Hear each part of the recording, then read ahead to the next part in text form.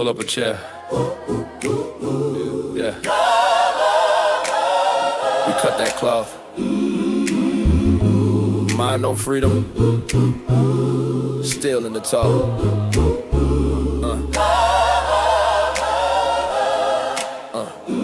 Welcome to the Chop House, where we break that script apart. Shopping love, shopping love. Carving futures from the dark. From the block to the boardroom. We gon' build this brick by brick. With a spiritual thought leader. Turning pressure into gifts. Black gold in the bloodstream. Old pain in the bone. Turn chains into cheat codes. Turn maybe to our own. We talk vision, talk village, talk healing in the mix. Talk that on your bed. Talk that on your bricks, yeah. Welcome to the Chop, where we break that script apart. Sharpen love, sharpen love. Shopping mouth. Carving futures from the dark. From the block to the boardroom. We gon' build this brick by brick. With a spiritual thought leader. Turning pressure into gifts. Pull up every generation.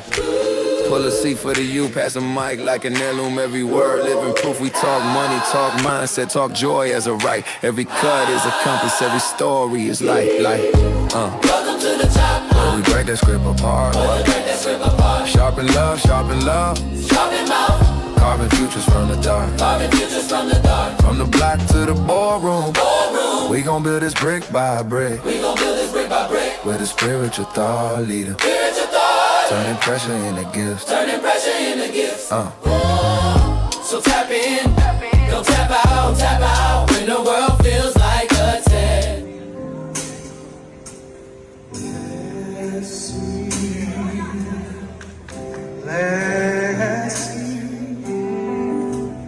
Oh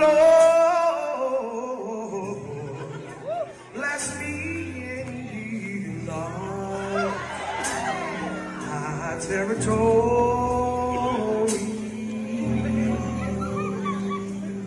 Oh Lord, let's be.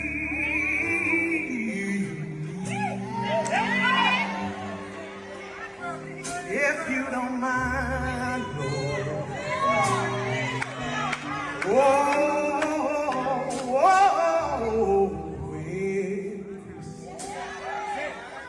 Increase for the whole house. Father, we pray for increase, God. We need you to enlarge our territory.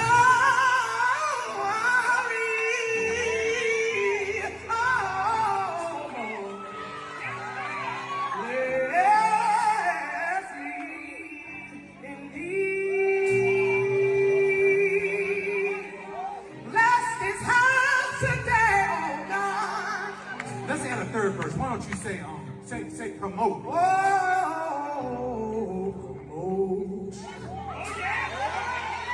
promotion. Father, we pray for promotion, God. We need you to enlarge our territory.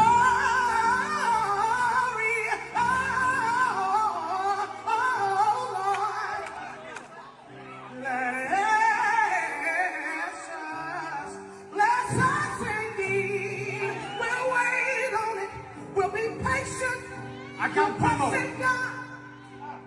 Try to get what you say. Say, God, you can trust us to expand me. Expand me. Expand us. Father, we pray for expansion, God. We need you to enlarge our territory.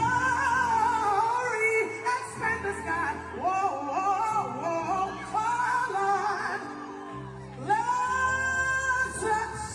Bless us indeed. We'll wait right here. We'll walk in discipline. We'll walk in faithfulness. We want inspection. Increase us, God. Promote us, God. Stretch us, give us more. Stretch us, give us more.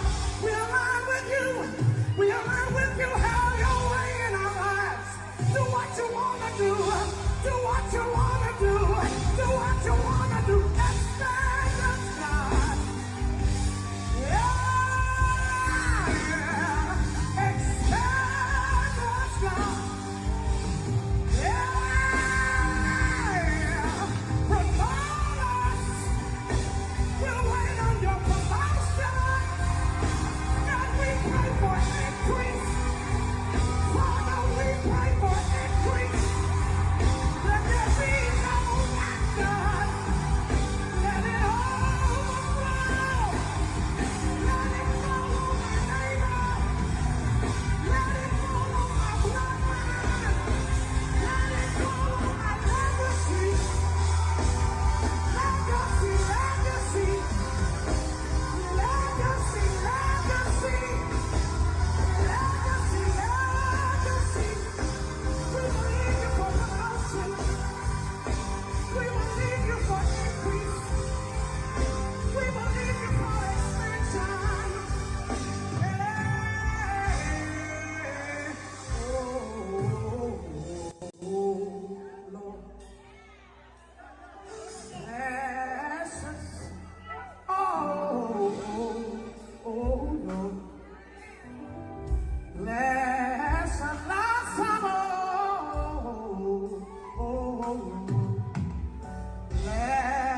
Oh, bless us indeed. Act like you already got it. I tell you to bless him and say, bless him and say, it's yours for the asking. It's yours for the asking. It's yours for the thanking. Hey, thank us, thank us.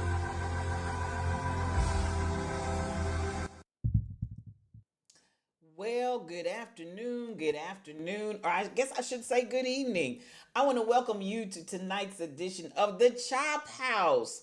Come on in here. I am your spiritual thought leader, Regina L. Stillman, and I'm so glad that you joined me on this beautiful, beautiful night. We have been in the midst of storms. Man, it started yesterday afternoon actually. Ran all night last night. Went through the night, early morning. Man, you talk about hail, tornadoes. It's just been going forth here in the Midwest area. But God is faithful and God is good. By the time we got to the afternoon, the sun was out shining bright, and it's a beautiful, beautiful. Listen, the thunder was off the chain, Stacy. And I don't know about where you are over on your side of town, but man, the hail was horrendous. And I was like, oh my Lord.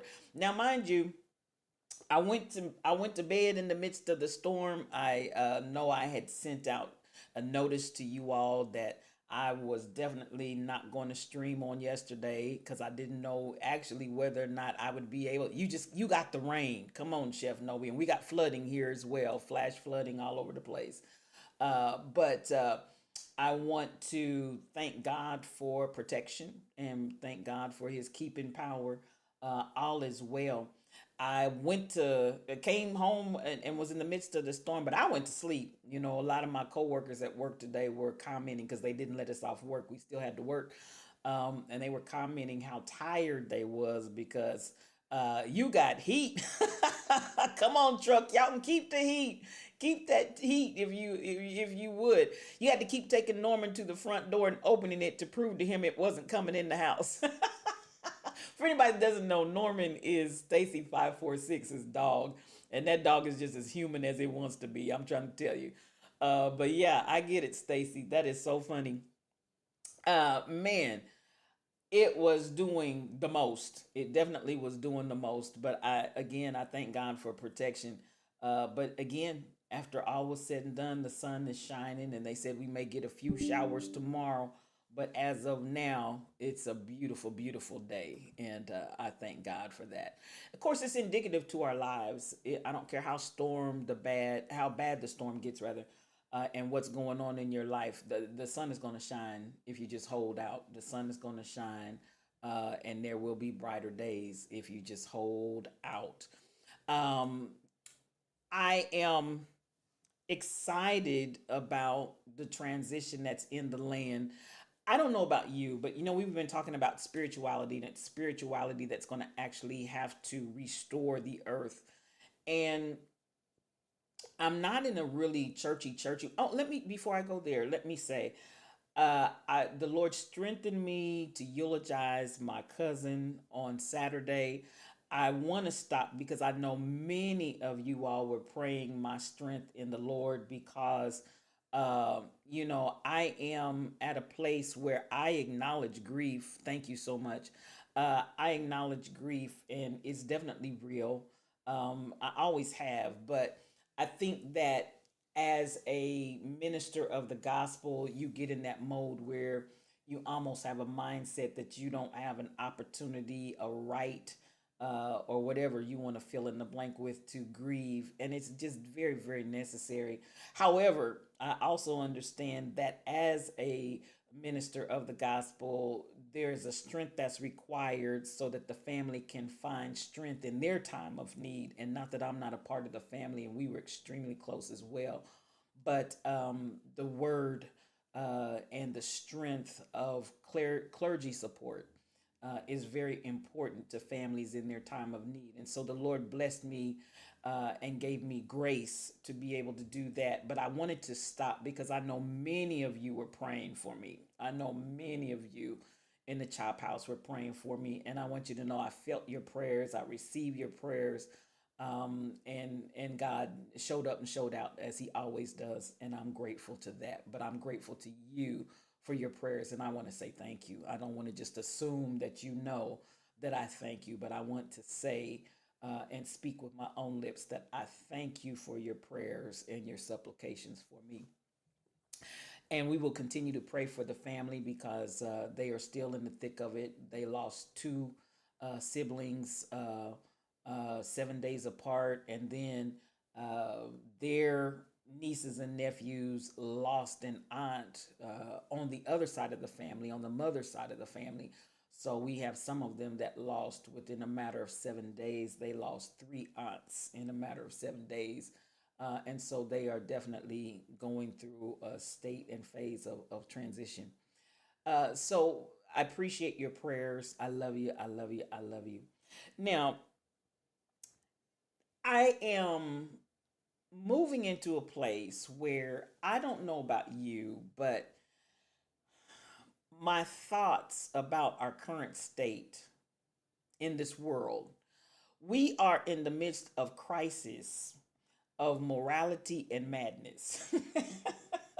We are in a crisis of morality and madness. I just look around at the world. We have a criminal in office.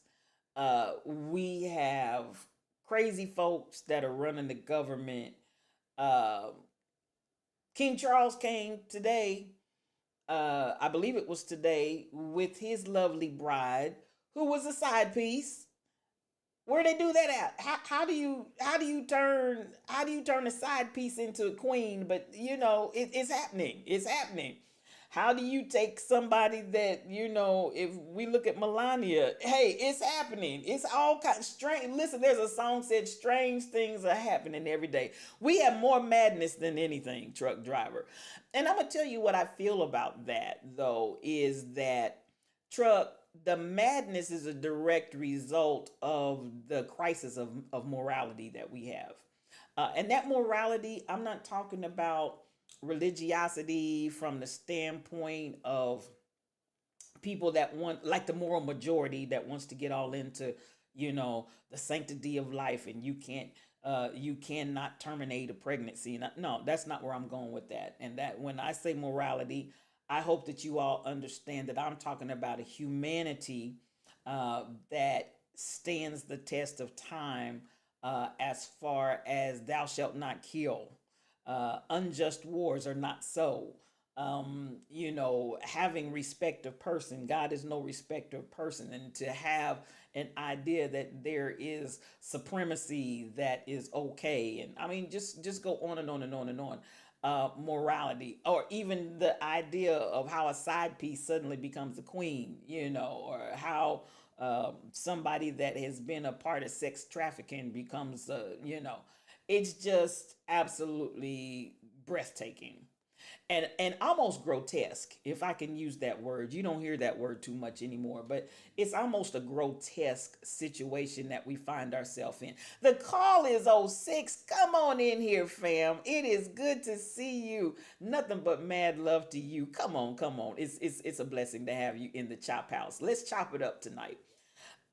So at the end of the day, I am looking at how did we get here and how do we get out of it. And I'm going to go back to what I've been saying the whole time, that it's going to take spiritual people that are connected to God, that are going to bring the healing that the land needs. Now, that being said, I'm going to keep reflecting back to these books because eventually I'm going to get into these as well. The spiritual warriors are healers. This is all about African tribalism and African uh, uh, journey with God, spirituality. That's the word I want. If you can get this book, it will bless you. It is a phenomenal read. I will be touching on that. So you definitely, if you want to keep up with some of the books that I'm doing, and some of the books I'm going to be talking from, I'm just going to share some of those, some of these. Jesus Wars. This talks about all of the issues that revolve around Christianity and the violence that, from its inception, almost from the time that the church started, in the very beginning in the New Testament to even what we are currently going through, how much violence and war comes into play in the name of Jesus. This is a great book by Philip Jenkins. If you want to get that, by all means, get it. The most complete Ethiopian Bible, definitely get a copy of that if you can and if you will. As I say time and time again, for those that are locked into lack of understanding, the King James Version is a version and it is not the oldest version of the Bible, and it served a purpose when King James commissioned to have it translated, so please be clear on that. And it was more political than it was spiritual, but nonetheless, it is what it is. And even when I say things like that, people almost want to are you challenging the word of God and da da da da da. I am actually just wanting you to have clarity of understanding that there is so much more, and which is why I'm encouraging you to get the most complete, which is the Ethiopian Bible, which predates by eons the King James Version of the Bible. And I want you to be able to, I want you to be knowledgeable. I don't want you to be ignorant. And when I say ignorant, I don't use that in a derogatory way. I'm saying I don't want you to not know just because you haven't been exposed to other things and other truths. And I'm not giving you anything that's made up, or something that I've contrived on my own. This is scholarly, literal information that I'm sharing with you. So I want you to have a full scope of knowledge. I picked this up, and I may be sharing some stuff out of this, but I need to read through it myself. But Black people invented everything. I purchased this book, and I really want to explore it. I just have not had time to read it. But I understand that we as people need to really have a better understanding of who we are and where we've come from, the genius that God gave us as creators. We have been creators from the beginning.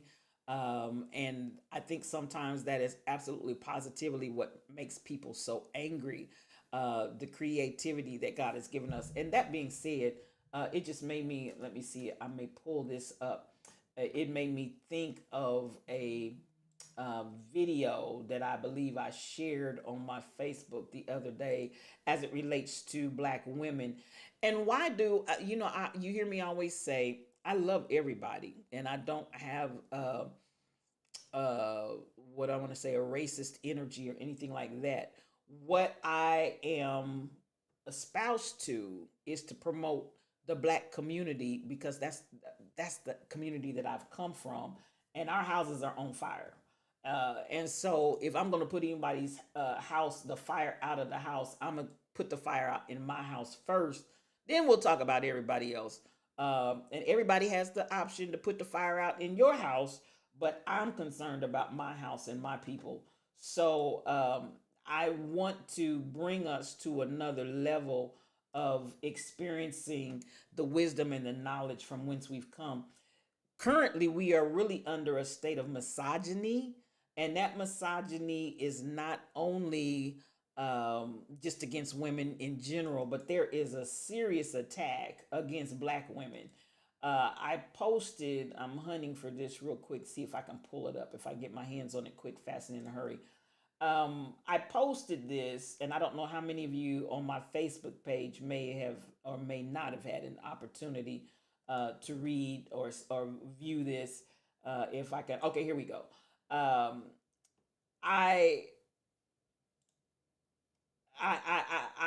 support everything that's in this video because listen, they spoke the truth. I want to play this just so we can understand. And the misogyny and the attack against Black women often comes from other women, not only women of other ethnicities and cultures, but unfortunately, sad to say, many times we get and find that we're under attack from Black women against other Black women. These women have a conversation here that I just think is the ultimate in reading. I'm done. Hold on. By now you may. Hold on. The ultimate in read and everything else, but I just want to share this because I definitely love the strength of Black women and the ingenuity and the creativity, and I just want to share this little. By now you may have seen this viral clip. So let's break down. I want to hold that for just a second and back it up. Back that thing up. All right, now I want you all to enjoy this little clip. And what is they say at the end of the commercials during the voting season? I endorse this message, or whatever it is that they say. I want you to know I definitely endorse this message. Truly, I do. And here we go. I'm done. By now you may have seen this viral clip. So let's break down how we got to Talking this. about different groups being vilified, if we're looking at the history of America and who has done the most violent crimes, it's your people. I'm not intimidated right now, are you? I want to make sure you're comfortable because No, as a I'm Black not woman, intimidated, that's what we have Thank to you. do in order to have a platform, right? In order to be able to speak uninterrupted, you have to make sure that you make somebody else feel comfortable. But you're raising your voice. One at a time. Stop interrupting. Let me land. But now let's talk about Kamala and Jasmine Crockett.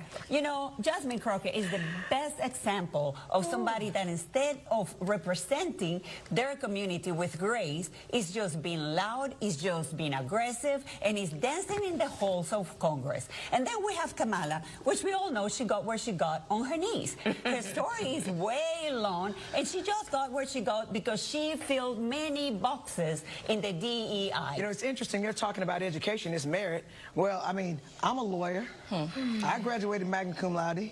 So outside of what we're seeing on social media, we know that 600,000 Black women have been laid off, have been pushed out of the workforce, when we continue to be the most educated group of people in this country. And if we're looking at this panel, that's also evident. All right, Carmen, let's hear from you. Your thoughts about Reality is whether you breathe or not, baby, we're the standard.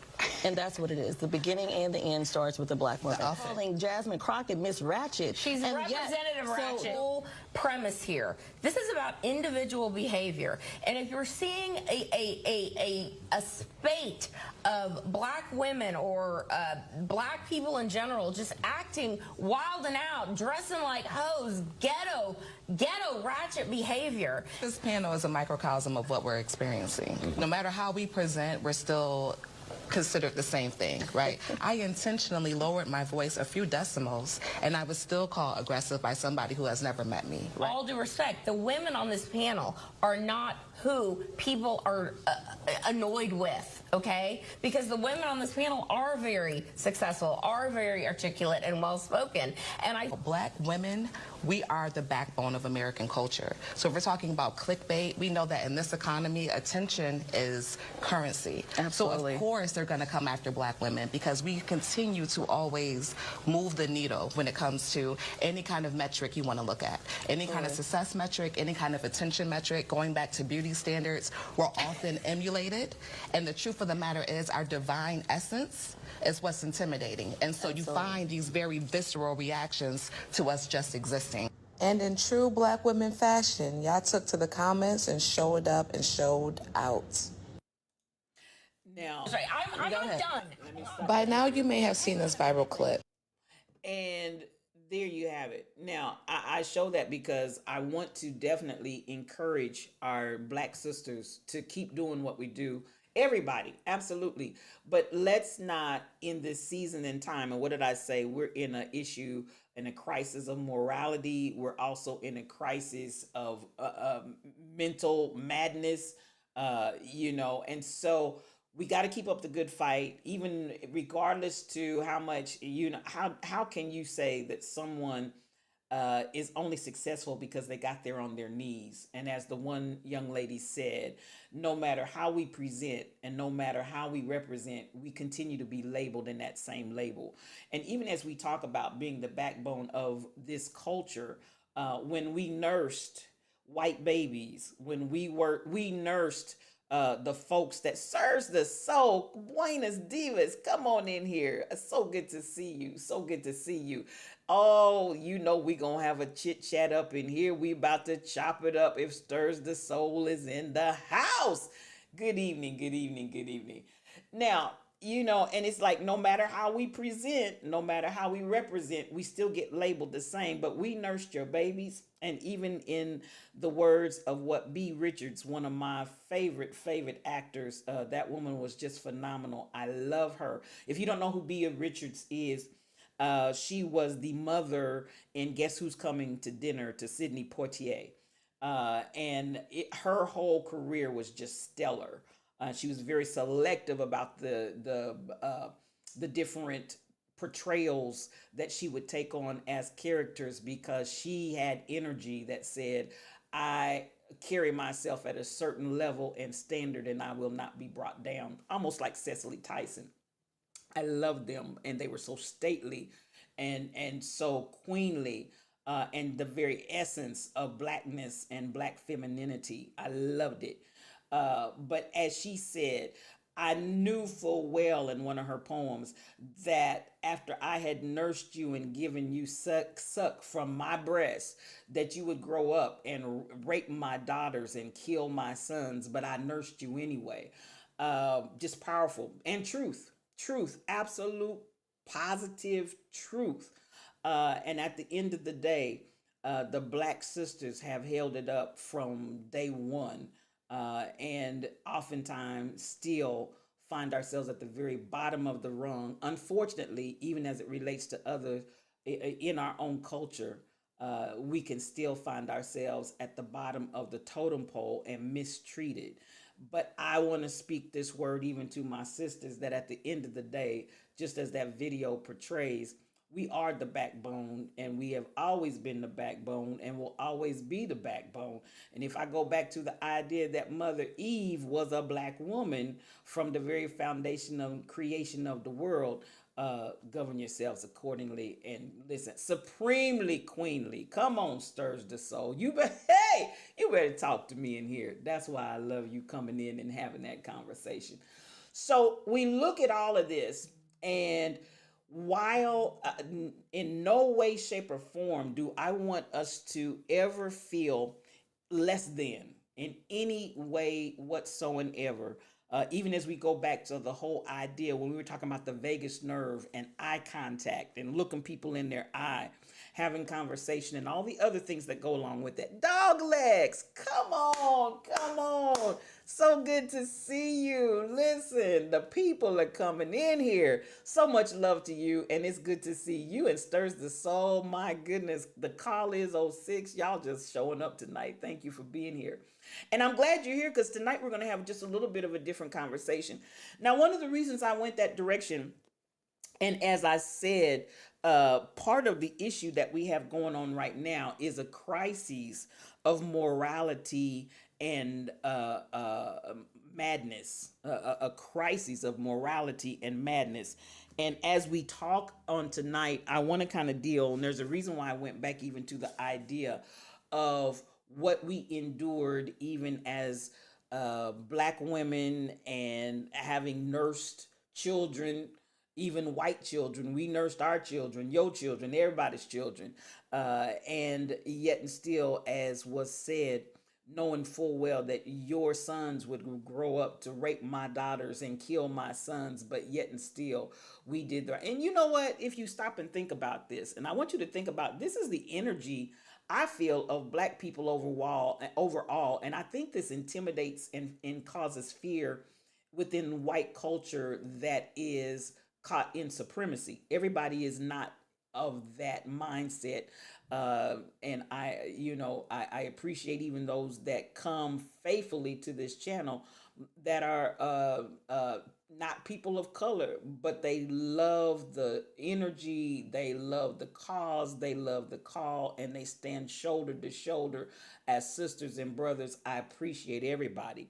But again, coming back to where we have come as black people, tonight when I talk about the crisis of morality and the crisis of madness, I feel like some of the, again, madness is a direct result of the crisis that we're having with morality and have had for some time. It didn't just start. You know, when you can enslave somebody, steal them away from their culture and put them in a ship, in a means by which, if you survived the voyage, it was an act of God and a miracle that you made it to the other land, because you should have died in the bottom of the ship. And you feel no remorse, you feel no sense of anything more than what you feel towards cattle, what you feel towards your property, the bed over in the corner. I mean, you have no sense of any care for humanity in any way, shape, or form. There is an issue of morality. Come on here, dog legs. There's an issue of morality, which has always been evident in this country. So when we can operate at that level, when you can then turn around and being as self-pious as you are, nothing new under the sun. All this that we're seeing now, it's nothing new. You can be self-pious, take yourself to church on Sunday morning, come out in the afternoon, and then hang, maim, tar, feather, cut off pieces of body parts. And I'm using slavery, but you know what? We could look at so many different areas. And this is what I want to challenge. I want to challenge everybody. But again, whose house is on fire that I'm always talking to? I'm always talking to black folks. I need you to look at your morality and your madness. Because I promise, when you get to a certain level where your morality is in crisis, you will slip over into a state of madness. Listen, believe me when I say it.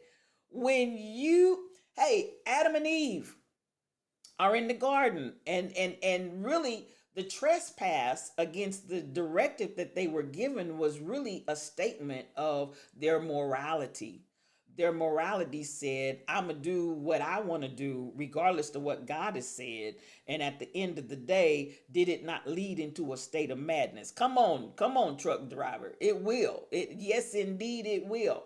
So at every level, if we look at the connection between morality and madness, we can understand when we step back and look at where our country is right now today.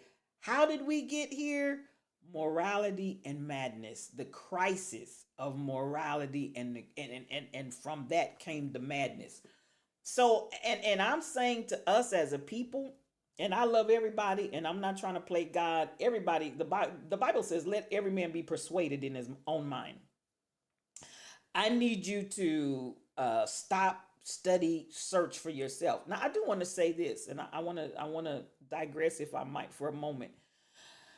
I know everybody says they love God, but it's hard to find people that are really hungry for God. For real, for real. You understand what I'm saying? Like people say, oh, I love God. But then it's like their journey or our journey, I'm going to put myself in there so you don't feel like I'm trying to throw rocks because I'm not. Our journey is so superficial.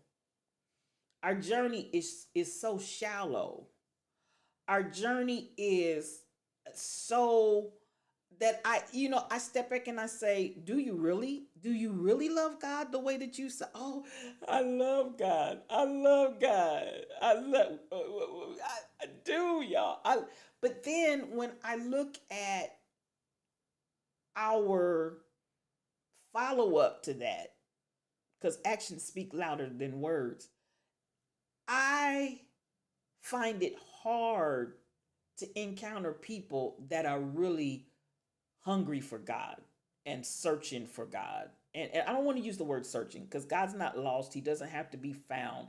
But in encountering God, they hold themselves to a morality that changes hourly. They live by an hour. Come on, O-U-R as an hourglass. Come on.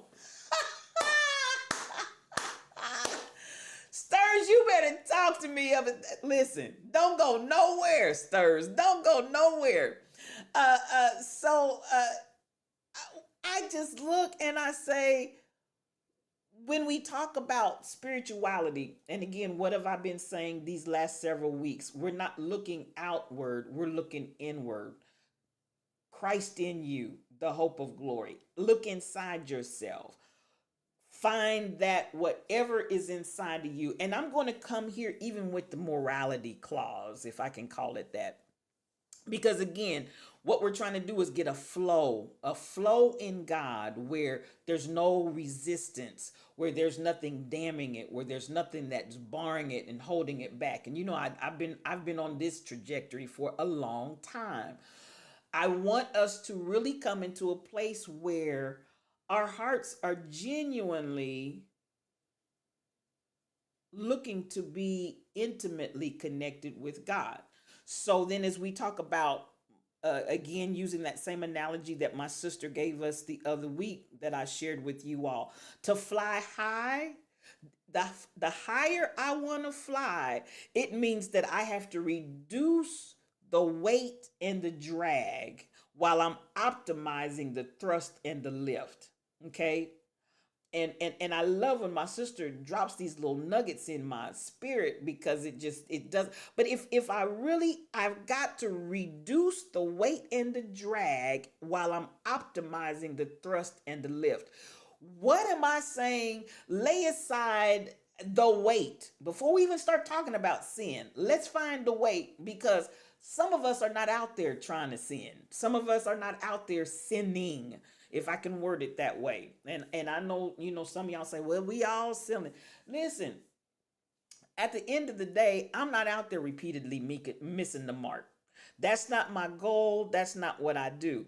Are there times when I might miss the mark? Okay, I'll go with that. But listen, I'm not out there just habitually missing the mark. If that's the case, then I'm not an archer. I'm not a marksman or a markswoman, if I want to shift up the gender. If I'm out there just, here's the target and I'm willy-nilly just bam, bam, bam. Listen, no. And unfortunately, this is the concept and idea that we have perpetuated, which is why we have a crisis of morality. Because we're out here just like, okay, here's the bullseye right here, but here I am, bam, bam, bam. You're not even aiming in the right direction. Now you're not deaf, dumb, blind, or stupid, okay? I want you to get the impact of what I'm trying to say here. You're not deaf, dumb, blind, or stupid, but because we've got a crisis of morality, and I know how that crisis occurred, because at the end of the day, some of us have said, well, I went to church and I saw this, or I encountered a person and that's this, that, and the third happened, and honey, that wasn't God, and this, that, whatever. That's all fine and good, but what did I say? Spirituality comes from going inward. It is not established from the external realm. spirituality is you turning inward. So then I'm laying aside the weight. I'm laying aside the drag. I'm laying aside what's pulling me.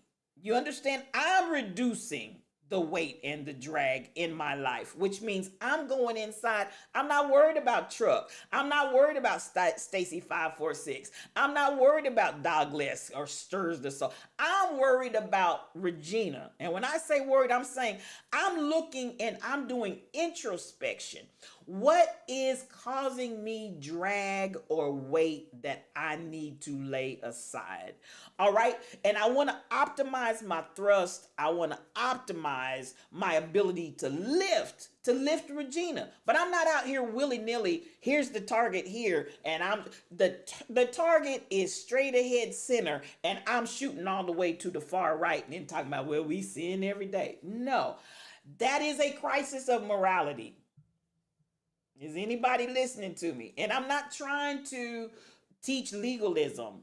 That's not what I'm saying. But I am trying to say, in my state of morality, in coming into a place where I'm at least aiming in the right direction to hit the mark.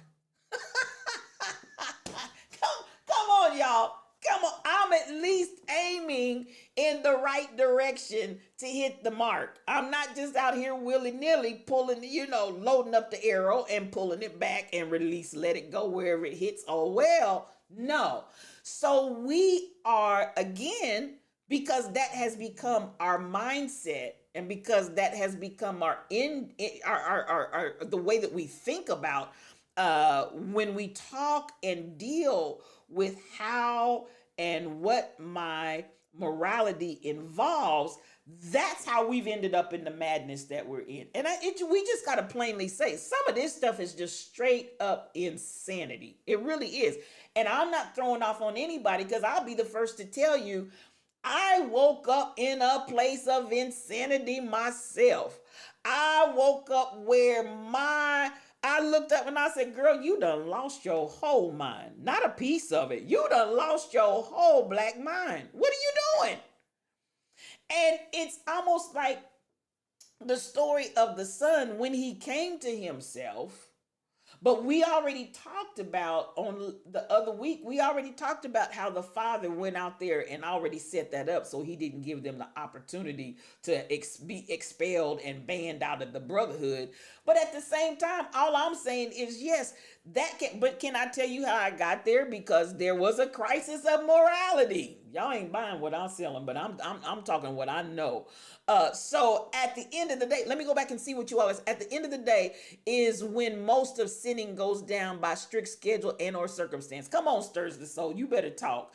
Doglegs, listen, hallelujah. And God is he's healing us of our crisis of morality. But we have to fix a problem. You got to address that there is Houston. There is a problem. And I'm looking at folks and I'm saying, you done lost your whole mind. Now, at the end of the day, I'm not trying to tell you, I'm not trying to judge you. I'm not trying to harp on you because what did I say? Spirituality is going inward, but just let my experience help you on your journey. You can listen, you don't have to just be a true Missourian. You got to show me. Let me tell you that if you have a lapse in morality, it will lead to madness, which is exactly how this country got to where we are right now today. Okay. So, and that's why I'm telling you, it's going to take spiritual people to get us out of this situation and be healed. Because somebody's going to have to move beyond the crisis of morality so we can come out of the madness. All right. So that's where I want to start. Now, let me also come here. And this is where I really want to engage you on tonight as my truest topic in conversation. And a lot of it, Stacy, a whole lot of it. This is really where I want to engage you tonight. And so if I go back and I take a little bit from the idea of how in the world did we get here, and I look and I say, even for white supremacy and hatred, that has its roots in disconnect. If I look at murder, it has its root in disconnect. Cain killed Abel. He was disconnected from him because jealousy got in the way. And it's like, listen, Cain says God has respected the offering that he's getting, and I'm mad at him, as if Cain had the same opportunity as Abel, but rather than to get rid of the weight and the drag and to optimize the thrust and the lift, rather than do that, it was in his heart and in his mind, well, I'll just kill him. I told you, when you get into a crisis of morality, it will lead to madness. So at the end of the day, disconnect, I believe, even Adam and Eve, what was it when they felt ashamed about what they had done and hid themselves and sewed themselves together fig leaves? They were disconnected. So at the end, and just like those leaves that they sewed together, and I always talk about this, one of my first sermons as a teenager, what happens when the leaves dry up? Those leaves are disconnected from the source. They're only going to be able to provide a covering for you for a limited amount of time, and eventually it's going to get crunchy and dry up, and there you're going to be exposed again. So anytime you disconnect, there is a consequence with that disconnect that again leaves you exposed to the madness. So I look at, particularly, I want to deal with this area within the Black community and people at large, but again, our house is on fire. I believe that part of what we are battling and have battled has come from disconnect, because one of the things that we had to get acclimated toward was not getting so attachment issues, that when they sold us off, when they, whatever dastardly thing was done to us as a people, as a family, as a culture, we had to find ourselves dealing with it loosely. As a result, I believe, and I want to talk tonight, this is really, and I may be here for a minute, folks. I may be here for a minute. And when I say a minute, I'm saying I may not be able to cover everything just in this one stream. But we came out with attachment issues and attachment styles that are not healthy. Okay, now I'm gonna go a little bit into the psychology of this, and some are gonna say, listen, I'm not interested in that mumbo jumbo, because at the end of the day, I don't believe in psychology. Psychology is the study of the mind, study of behaviors, and people that sit and observe, and they're able to look at patterns and things that develop. And at the end of the day, there are some things that you can definitely learn by stopping, stepping back, and studying some psychology. They have conflated plurality with morality, if you will. They believe that enrichment is symbolic of our worthiness. Come, stirs the stove. Keep talking to me, because you're talking good. Now, so, and the morality, can I come here with you, stirs? We've confused with more, M-O-R-E, because in the Black community, we've disconnected even more so from each other because we want more, M-O-R-E. And our morality, M-O-R-E, has hampered our M-O-R-A-L-I-T-Y. Come on here. Let me write that down. Listen. Keep on talking to me, stirs. Keep on talking to me. We have exchanged connection and connectivity with each other because we want morality, M-O-R-E. Come on here. And we've exchanged that. Because listen, even if I listen to us talk right now, I'm chasing paper. These young people, they're not worried about how they have connections and attachments to people. They're chasing paper. And some of them could care less about, and I'm saying some of them, but some old folk in this same boat. So don't let me just shackle that to the young people. Some of us could care less about our brother and our sisters because we're chasing paper. I'll do whatever I need to do chasing paper. I'll give you that bag, truck driver. Everything is about that bag. I'll rob from my mama. And listen, everybody's stealing from their mamas not on drugs. And everybody's not trying to get money for drugs. Some of them just are so dastardly, they just steal from mama. If I can't have it in my, because there's almost that desensitization that has occurred in us where the respect and the love and the honor that we used to have, I don't care nothing about you. You just a thing. You just a person. I don't care that you took how many hours of labor and how close you got to death to birth me out of your loins. At the end of the day, you just another person and another person in the street. Because M-O-R-E, morality has completely taken over and blindsided my M-O-R-A-L-I-T-Y. The morality has gone straight out the window because at the end of the day, truck driver, it's that bag. It's all about that bag. Am I talking to anybody? Come on, can I go here? The preachers and the evangelists and the bishops and get the whole fivefold in there. The apostles, why are so many of them doing the dastardly things that they're doing? Because they're chasing that bag. It doesn't have anything to do with your soul. It doesn't have anything to do with your relationship. Listen, they want that two-piece,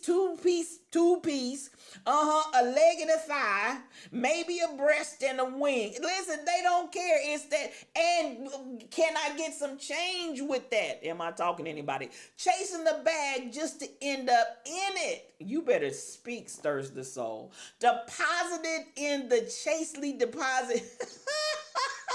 Not the chastely deposit box. Come on, stirs. And when you get to it, the crisis of morality leads to madness. The crisis of morality leads to madness. That bag, dog legs, that bag. And we will do anything we have to do to get a coin. We will, and I'm reminded of Shirley Caesar. Some of y'all too young to remember this, but she had the story of the two sons and the mother. And the mother did everything for those sons, and one ended up being a doctor, the other ended up being whatever it was, I don't recall, but not the doctor, not something that we want to give that sense of honor to.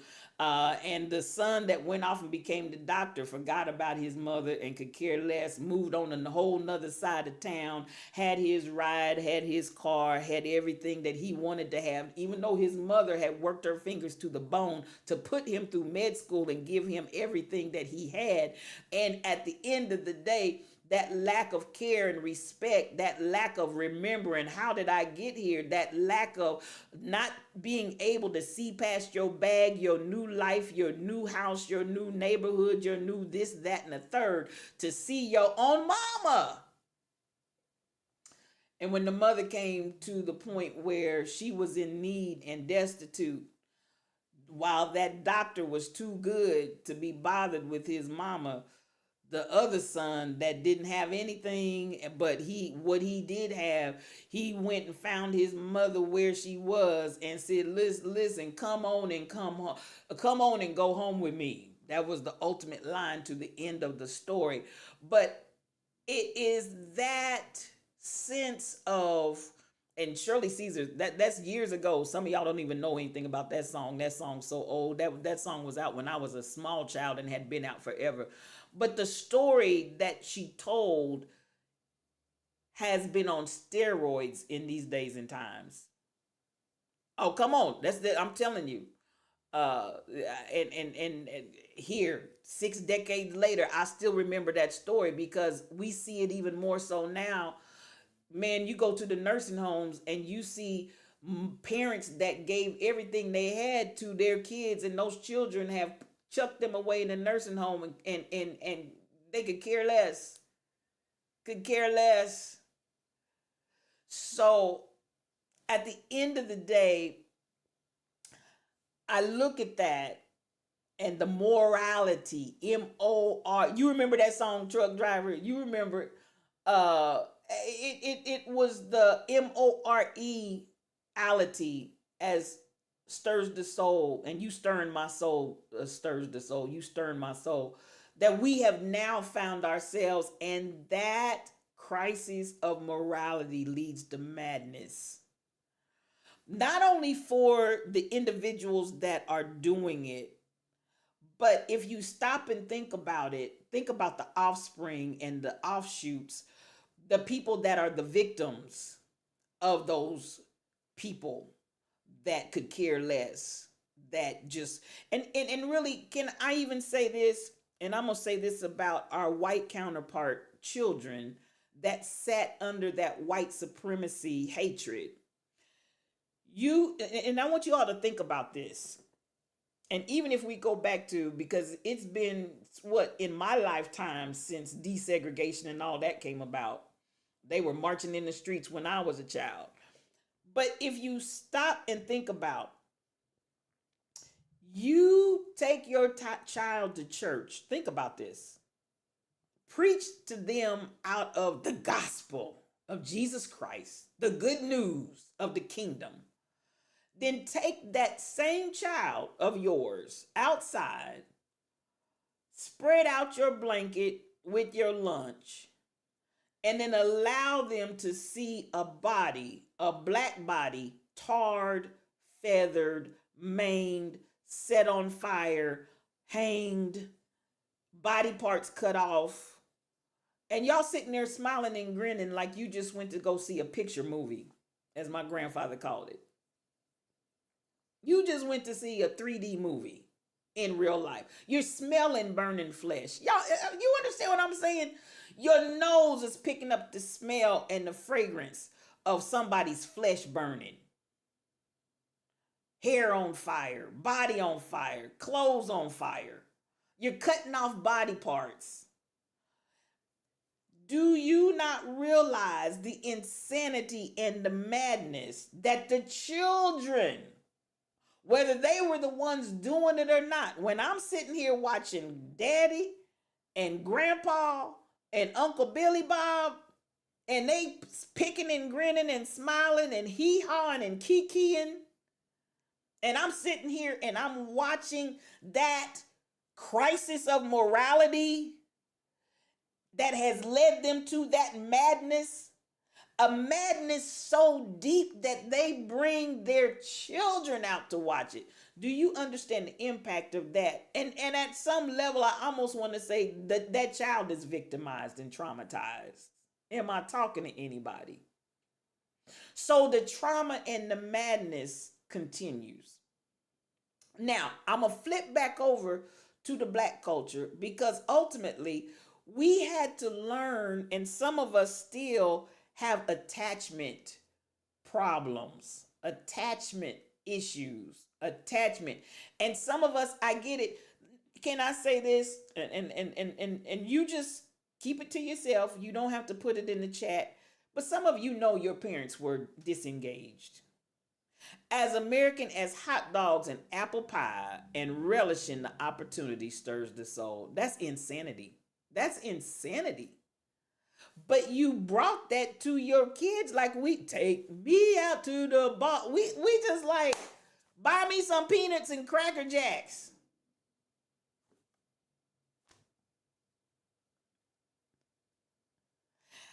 Madness. But it stems and is rooted from the crisis of morality.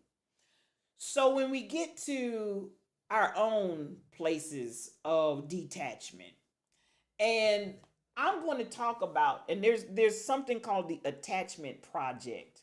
Some of us really need to study it, because some of us, if you look at why you get the same relationship styles over and over again. It started in childhood. It went through your teenage years. And for some of us now, we're in our senior golden years and we're still finding ourselves caught in that merry-go-round of those same types of relationships because attachments with us are not healthy. Now, that could be, and I'm gonna get into this, and I've got the information if anybody actually wants me to send you the links. And like I said, I may stay here for a minute because many of the attachments that we have, can I say this? The attachments that we have in the church, our relationship and how we interact with our pastor, more times than not, many of those relationships are unhealthy. I'm not even talking about situations where you're getting into sexual misconduct. I'm talking about even, did pastor say, pastor said, pastor said, pastor said, pastor said. And unless pastor said it, you can't operate. Baby, that attachment is off. That attachment is off. But that attachment is off because in childhood, other areas of attachment in close relationships, whether in the home, out of the home, or wherever those attachments were developed, are unhealthy. Way off, truck driver, way off.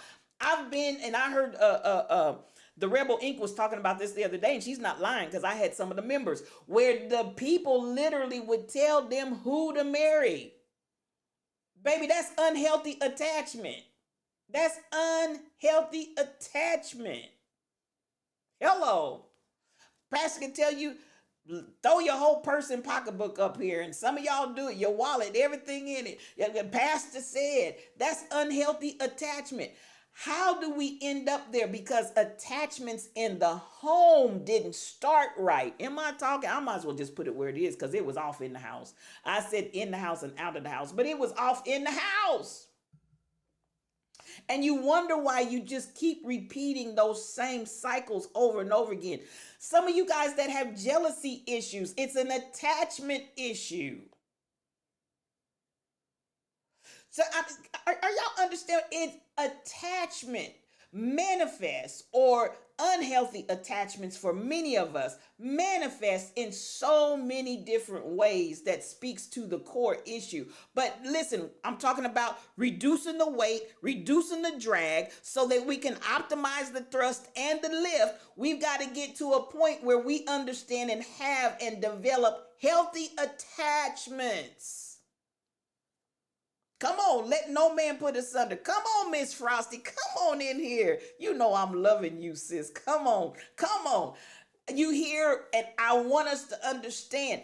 We've got to, and again, what am I saying about your spirituality? I'm not saying, ooh, that sounds like thus and so. That sounds like this person. No, I want you to go inside yourself and find any levels. I want you to find your weight. I want you to find your drag, and I want you to reduce it so that you can optimize your thrust and your lift and get into a place spiritually. Am I talking to anybody? So that you can be healthy and thriving. Come on. And don't let no man put us under either. Come on here, stirs the soul. You better talk to me. So there is a project called the Attachment Project. And I'm happy to share any of this information that I can. But I look and I see, and I had to go through this even for myself because I had to step back and look and say, my attachments are unhealthy. Come on. I love God. And for y'all that want to get into the religious jargon, I'm saved, sanctified, baptized, and filled with the Holy Ghost, and that with a mighty burning fire. But my attachments were unhealthy. Am I talking to anybody? Unhealthy attachments. And hear me when I say I'm not talking about, that's why I said lay aside the weight and the sin. I'm not talking about necessarily even of a sinful nature. I'm talking about just weight, WEIGHT, weighted down in unhealthy attachments. And this is where I would say, do I have, y'all remember the Scarlet Letter? Some of you all may have read that in school, the Scarlet Letter, and they put that big old A on there for adulteress. Listen, I was like, I'm like, is it on my forehead? Because I just keep attracting the same people and the same soup warmed over, same candy bar, different wrapper. Over and am I talking to anybody in here? Because we have that place of not really recognizing where we've missed having healthy attachment. Some of us can say, oh, my parents were really strict. Let me say this, because, and I've said this before, sometimes while you're being so strict, trying to be whatever, or maybe sometimes it may even be you didn't have in your world, so you don't know how to give what you didn't get, but you're so strict and so hard and so harsh on your kids. Listen, your kids are not going to come talk to you. They're going to come talk to me. You understand the words that are coming out of my mouth? They're not going to come and talk to you. They're going to come and talk to me. Because they're looking for somebody that can embrace where they're at, and they're looking for the ability to have somebody that they feel that they can be attached to. KB Browns, come on in here, my brother. You know I love you. Come on in here. You better talk with me. Let's chop it up. Today, that A wouldn't amount to nothing but advertising. Listen, adultery don't mean anything in these days and times, stirs the soul. You almost feel weird if you, can I say this? And this is a crisis of morality. It's almost like you feel like the odd person out, stirs, if you ain't out here giving it up with every here, there, and everywhere. If you don't come in with your tail turned up. This is so true, because my uncle told this preacher that wanted to be the pastor of the church that he was the chairman of the board. He told him he had to marry the lady. Ooh, truck. He had to marry the lady that he picked for him, or he could not be the pastor. You better get out of here. So he did, so he could be the pastor. Now that's some definitely unhealthy attachment. But even if we talk about from the standpoint, what in a person is willing to sell their soul to the devil just so they can be the pastor? Yes, I did the same thing because my mom was so strict. I talked to others. Listen, I'm going to tell you, come on, Miss Frosty. I'm going to tell you, and at the end of the day, I love. There was no love lost, but when it comes to talking to somebody, I'm not going to talk to you. And then some of us are like, what's going on with my kids? Attachment. There is an issue with attachment or lack thereof. What's going on, my kids? My kids won't come to me. My kids don't talk to me. My kids don't interact with me. Attachment. And at the end of the day, I'm going to come here, and this is part of the study. There is a thing that talks about pastor trying to press her. Yes, stirs. Pastor trying to press her. Listen, at the end of the day, there is a part of the study on attachment. And I hope you all are really listening to what I'm saying. And I'm going to, I'm gonna put this on screen so y'all can see I'm not just making this up. And it's a whole study, please believe me. And it's a powerful study. And I wish that we would, there are different types of attachment, anxious attachment. And this is one that I really feel like plagues us in these days and time, where people operate in anxious attachment. That's where I'm going to go. But there's a whole study called the Attachment Project. If you would, and if you feel it would be a benefit to you, I would encourage you, get your hands on it and read it. Because again, when we start talking about, I want to reduce the weight, I want to reduce the drag, I want to optimize my thrust and my lift, some of us need to start with getting the attachment right. M Rose 333, come on in here. So much love coming to you, and thank you for joining it. Some of us need to go back and address our attachment issues. And folks that can't attach to anybody, there's really something going on. Because we need people and we need one another. And you all know how I feel about long as I got King Jesus, I don't need nobody else. You need people. God created Adam and Eve in the garden so that he could have communion and fellowship. Y'all not buying what I'm selling, but I'll say it again. God created Adam and Eve in the garden so that he could have communion and fellowship. And you all are out there trying to be, I'm an island all to myself. No man is an island. You need somebody in your life. Attachment is healthy. Attachment is wholesome if you do it right. But when we've got different attachment issues, that's what creates our problems. And where does it come from? I'm gonna go back to and believe me, Miss Frosty, I understand. Some of us, you're so hard-nosed and you're so mean and you're so cold. This is what the attachment, and I'm gonna go through all the different phases of attachment types. And I'm not going to do all that tonight, but I will go through them eventually. That's why I said this is going to be more than one night, because I want us to understand and have clarity so that we can what? Reduce the weight and the drag and optimize the thrust and the lift. Because sometimes you don't know the weight is there if you don't have an understanding of what it looks like, how I got here, and how I can overcome it. According to your therapist, come on here, M. Rose, I'm a fearful avoid. Come on here. Yes, yes, yes. You are right on it. You're right on it, because that is one of them, fearful avoidant. When we looked into it and answered your questions last summer, come on here.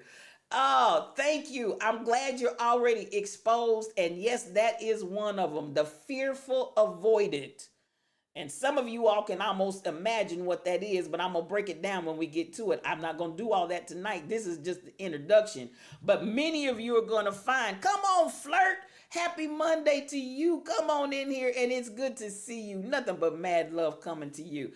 And M. Rose, when we talk about the fearful avoidant, I'm not asking you to divulge your personal life, but I would like for you to be able, from experience, to be able to bring some of your knowledge about that in as well. Because listen, that's real talk. That's real talk. And I'm glad that you've already identified that. And I believe that you're working on it. Because at the end of the day, when you talk about spirituality, again, I'm not talking about the external out here, whoop, whoop. I'm talking about go and dig deep down inside and figure out what's going on with me. So as we look, and I'm gonna share this, and I hope this helps some people. And if nothing else, what I'm trying to do is get your juices loosened and juicing so that you can just start thinking. And we're gonna keep working with it. But at the end of the day,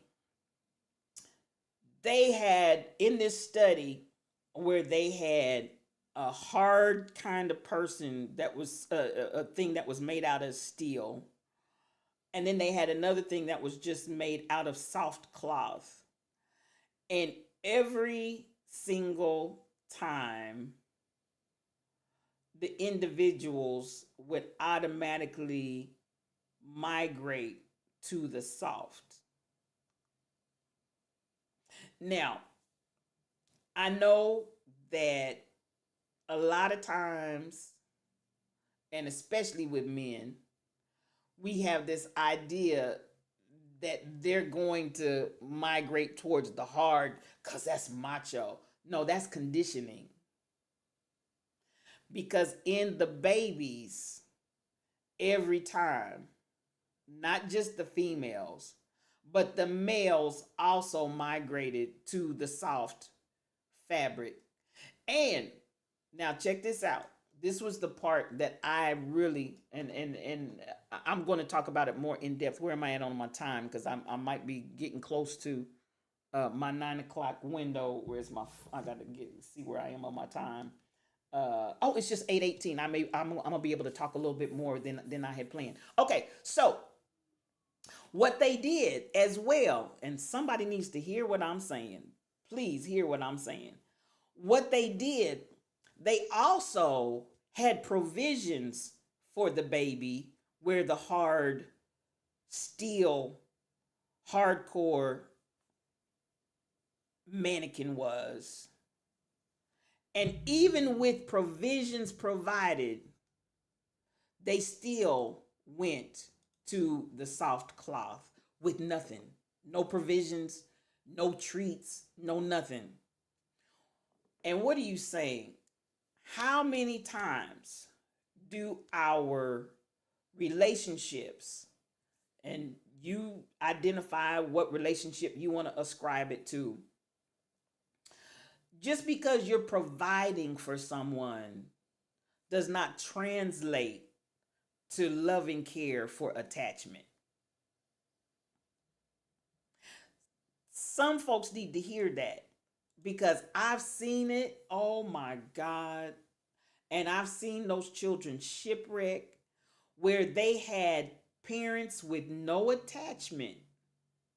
They were provided for. The parents bought them everything they could think of.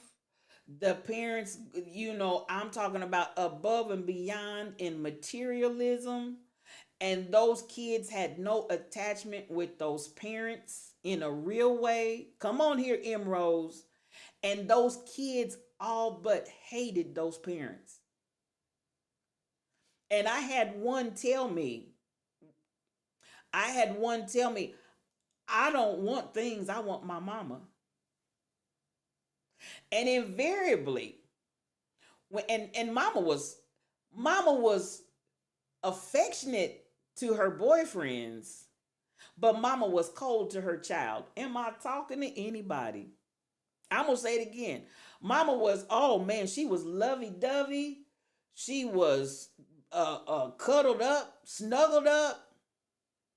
She was Google eyes. She was, you name it, she was it with her male companions. And interestingly enough, I'm going to go ahead and put it out there. And every last male companion she had beat her for dinner, breakfast, and lunch. Every last one of those jokers were abusive.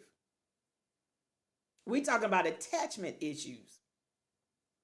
And she had attachments, the mama had attachments, if I go back to her parents, who were physically there, but mentally and emotionally absent. Am I talking to anybody in here? And so when you have, let's go to daughter or granddaughter, whichever generation you want to go to, when you got to the granddaughter's like, and I'm angry. I'm angry because all I get is stuff. And the minute that mama closed her eyes in death, all of that stuff went to the trash. You hear what I'm saying? I mean, literally. I'm not making it, literally went to trash. So at the end of the day, I'm saying, okay, how does that happen? Because attachment, baby. How did the mother keep ending up with people that just repeatedly beat her? Because attachments and the type of cycles that you get stuck in based on what kind of attachment or lack of attachment, malfunction of attachment that you have. Until you deal with the attachment issue, you will just keep recreating the same thing over and over and over and over again. Then we get in the prayer line And we're like, but I've given my life to the Lord, and I'm laying and crying out to him and asking God, da, da, da, da, da, da, da, da, da, and do this in my life and do that in my life and do this in our relationship and da, da, da, da, da, da, da. Baby, it's not going to happen in that relationship because the very foundation of the relationship that you built is on faulty ground because you were jacked up from the beginning. The foundation was sinking sand, and you cannot make some kind of a foundation of concrete out of sinking sand. And because you built that relationship out of that attachment situation, you cannot change that thing and convert it and make it something that is not. Come on, dog legs. I'm talking up in here. And then we end up in just misery. Y'all remember that movie? Misery. We are in misery. We want to be spiritual. We want to move in that flow. But baby, there's resistance. There is, and if I really get down to it, it's like I'm gonna still go back to the essence of where I started tonight. Morality is not just about, oh, did I do right or wrong? Well, okay, even if I come from that basic premise, if I keep jumping in relationship where folk are knocking me upside my head for breakfast, lunch, and dinner, that's wrong.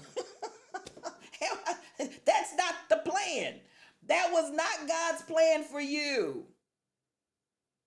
That somebody gets angry and whenever they get ready, you're the punching bag. No, ma'am, no, sir. And I say no, sir, because men get abused and beat up by women just like women get beat up and abused by men. Come on, Emeralds. Both parents are passed down and didn't have means for that much material. But yes, I was loved and provided for. But the attachment, emotional connections to help me on a true level wasn't really there, unfortunately. You know what, Emeralds? I'm going to say, and thank you for sharing that. I'm going to read the rest of what you said. But that's the very point with attachment issues.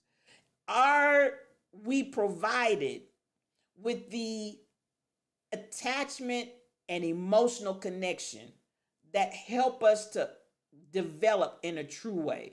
Come on, Kiki B, come on in here. Oh my God, one of the queens of Twitch. You better come on in here. It's good to see you. And hey, the emotional attachments and connections for many, even though parents loved us, but if you stop and think about it, some of our parents had parents that were hard. And they had, they were hard. I started to say they had to be hard from whence they had come and the generations and the time. But some of our grandparents were hard where it came to our parents. And I'm going to say it again, they couldn't give us something they didn't have. And they didn't have anybody on the side telling them, listen, you can lay aside and reduce that weight and that drag, and you can pick up the thrust and the lift. Some of them just developed it and came into it by being spiritual, and God allowed them to develop into it. But listen, some of them, they could not give us the emotional connection and the attachment because they didn't have it themselves.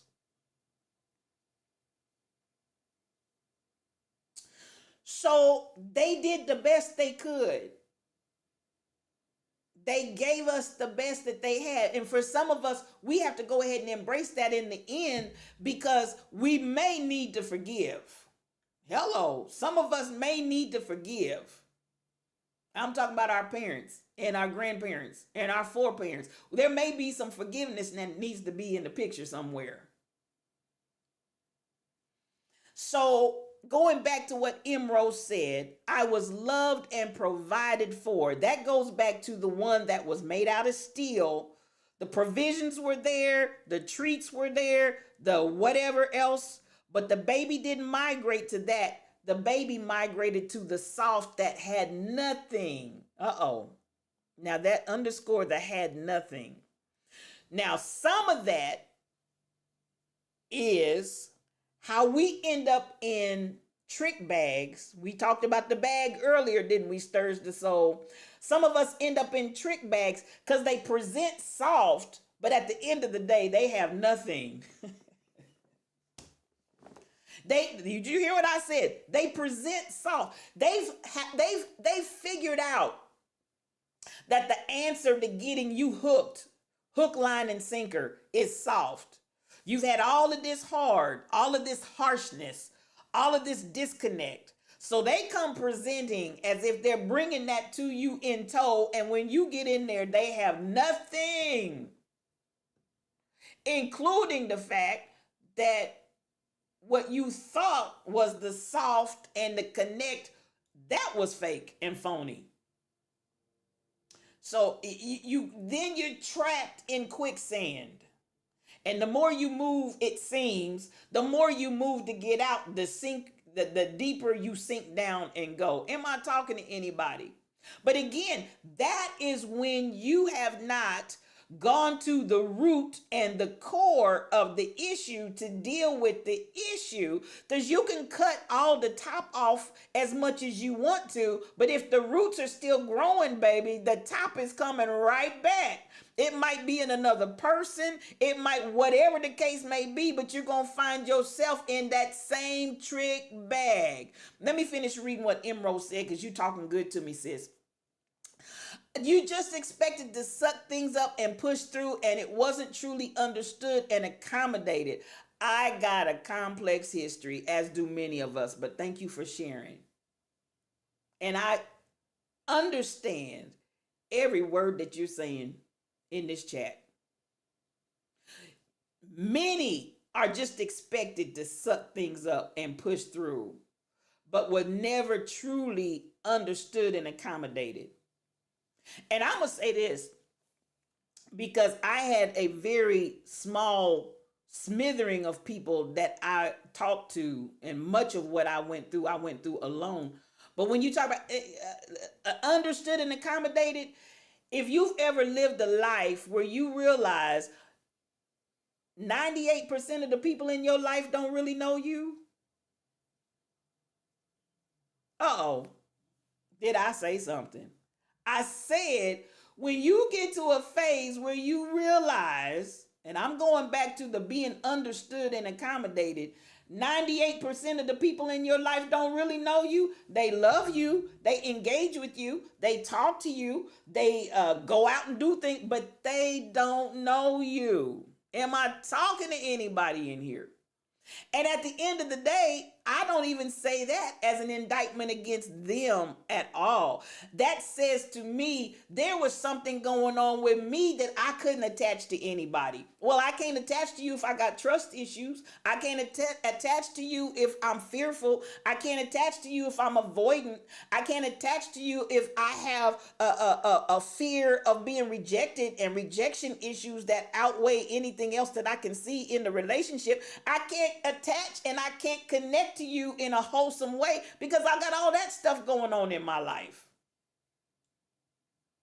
So it's not, again, I'm not going to make it an indictment against the people. I have to, what did I say? Spirituality is about going inward. It's not about anything outside of you. It's not about saying, well, I couldn't trust them because somebody doesn't. No, I couldn't trust them because I had my own attachment issues going on inside of Regina. Am I talking to anybody? Some people are so desperate to feel, we negotiate ourselves into the wrong deals, transactional factuals. You bet, stirs, you stirring my soul. You better talk. You better talk. I know I'm in the house. I don't have to wonder. I know I'm in the house. My sister held something against my mom, dad, and me. We never could figure out what it was we did. Her own son told her she treated her parents like, When my mom passed, I found a letter that she wrote to God asking, I don't know what I did wrong with the sister. After my dad passed, she got a big dumpster and threw everything of theirs away. Oh, that's okay that you're a slow typer. And listen, all of that behavior has to do with attachment or lack thereof, or what was going on in the type of attachment. Is anybody hearing what we're talking about? So at the end of the day, when I'm talking about all of the different ways that we may have developed rough around the edges, because again, I'm gonna go back to the fact that particularly we as a people, we had to be ready back in slavery times. If they divided us up, well, I don't have to go to slavery, because listen, can I talk about the new slavery that came in and started taking children out of the homes and making them wards of the state? Same. I said what I said, and I'll add to it before I take it back. If I go back to the system and come out of slavery and come up to modern times, when we started going in and taking children out of the homes and making them wards of the state and having total disconnect from their family and familial connections. Because I had even my family member that who had to fight the system to get her brother's grandchild and raise him, because they wanted him to go off someplace hither, thither, and yon where we didn't know anybody. And at the end of the day, he could have been just as easily molested, abused, and misused over there. But the fact that he's away from this family, no, you got some family members that are happy, willing, and able to raise this child. But the system, you had to literally fight the system to get them to say, yes, you can raise your own flesh and blood. And that's real talk. That's real talk. Disconnect. Where the system is still disconnecting us. Am I talking to anybody? My mom came from an immigrant family. My grandmother had 6 girls straight, moved here from Portugal, had 3 more, still girls, and my mom's family did the best they could and still do the best they can, but they have been raised in a certain way. You know, I get it, M. Rose. I get it. Situations, life happens, and we end up being, but this is where I'm saying, and I see you working on it. I love that. Come on, Flirt. We talking up in here. You're late, but come on, Cassandra. We talking real talking. Good evening to you, sis. Nothing but mad love to you. Most folk don't even know themselves, let alone somebody else knowing them. Kiki B. If you ain't coming in here and speaking a whole word under the anointing, and that is the point that I'm trying to really make about our spirituality, I need you to go inward, because if you're disconnected from you, if you don't know you, if you have no idea who you really are, there's no way you can be spiritual, because your spirituality and your connection to God reveals and opens you to yourself and allows God to be in partnership with I in him and he in me, just like Jesus was in the Father. You understand? That's what we are moving toward. I in him and he in me, but I got to know me before I can really allow him to come in and really sup with me, as we like to say, for him to really come in and for us to really commune together mutually as one. I got to know myself. That's the problem with a lot of marriages, a lot of relationships. You don't even know yourself, and you trying to invite somebody else into your madness, but you don't even recognize your own self. But you want to bring somebody in. Come on, y'all. Who are we talking up in here? The state, the system is horrible. Come on, Cassandra. The state has done some things to us. Try not to hang... Dog legs. You try not to hang up on me. I need the Spirit to reveal me to me. Cassandra, that part.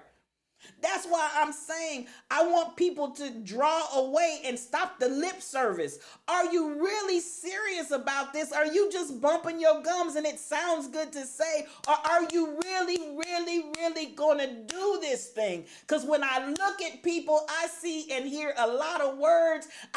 Do you understand the words coming out of my mouth? No, I don't understand the words coming out of my mouth, because I see the behavior, the actions, the way that you're approaching it. And baby, there's no way way that all that stuff that you're saying out of your mouth is going to come to pass, because your actions are directly contrary to it. Woo, am I talking to anybody? But then again, it's like, if you don't know you, I need the Spirit to reveal me to me. That's the prayer right there, Cassandra Woke. I need the Spirit to reveal me to me. What's my attachment type? How do I attach or not attach? And some of you, you just might as well be honest with yourself. You are disconnected. Whew. I'm talking up in here.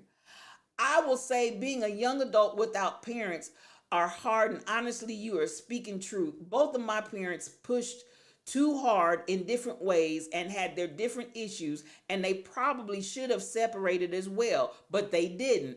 Now, they both didn't take care of themselves, and now they're gone. Come on, Emerose. And how many times is that the true story of a life? That's not uncommon at all. But we don't have to go out like that. We don't have to go out like that.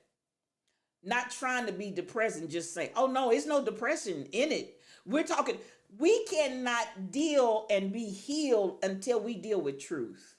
Can we go there? We cannot deal and heal until we deal with truth. You're not going to find the truth in somebody else. You're not going to find the truth in laying up. You're not going to find the truth in a two-piece. You're not going to find the truth in a bottle. You're not going to find the truth in a pill. You're not going to find the truth in a joint. You're not going to find the truth in this person and that person and running a train and every kind of sex party and this and that and the third. Baby, you're not going to find the truth in any of that. What you're going to find is STDs, AIDS, and everything else. You need the truth so that you can heal. Imagine a people of a historically soulless system who barely raise their own kids, spiriting away children to be wards of the state. Now, I'm with you on that, stirs the soul. You said a mouthful right there. You didn't raise your own kids. You had somebody else nursing them. You had somebody else raising them. You had somebody else being nanny to them. You had some other school that you sent them off to. You did everything but raise your own kids. Now you want to turn around and talk about making somebody else's kids the wards of the state when you didn't take care of your own kids. Now that's a whole word right there. And many of those people that became fosters do so just for the money, and the state doesn't give, they do not care, Stacy. And then we wonder, now, all of this being said, because I'm trying to paint a picture for you as to why the world that we know it right now is in the state that it's in. It's because the state, the crisis of morality that got us here has brought us to a place of madness. And all we're seeing, all these different places that we're talking and sharing, all it's really is identifying how we got here. And even in situations where people loved us, where people provided for us, we're still here. Because there were things that were missing in the connection and the attachment. And if we're not careful, we'll keep falling for the same okie doke over and over and over and over and over. And unfortunately, it causes us to walk away more empty, more disillusioned, more unhappy. And then you throw all those people in a pot that we call the world, and you throw them into a rat race. And what do you think comes out of that?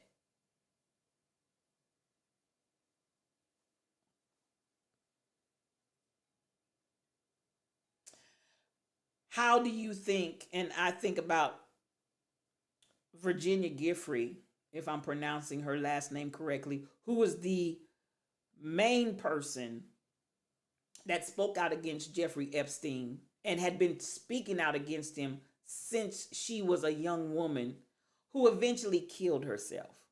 And we wonder, how do people end up in that state? And then, as I understood, when she married, guess what she married? An abuser. She came out of all of that sex trafficking madness tried to report the man.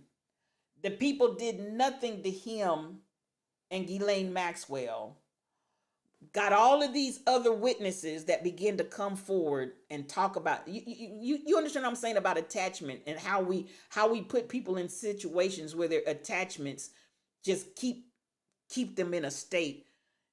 So then we come out of that and try to move into a relationship with somebody that we think loves us, but we still haven't really dealt with all of those wrong or unhealthy attachment situations that I've been thrown into as a teenage girl, as a, and even, come on, y'all. And I know a lot of times we don't want to go a little bit deeper. Where was her mother and father, and where was her family that she had all this time and availability, and all of these teenagers that were being trafficked, that they, not the ones that were kidnapped. We're not talking about the ring that they made. These kids were coming and going. You understand the words that are coming out of my mouth? These kids were coming and going. They weren't kidnapped.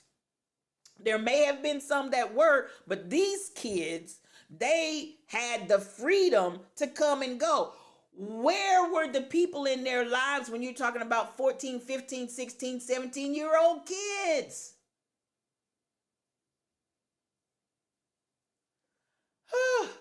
Crisis begets crisis until truth is embraced and accepted, lighting the door to freedom and liberty. Come on and talk to me, Cassandra. And I think that's a good word. I think that so many times we don't want to, for fear that telling the truth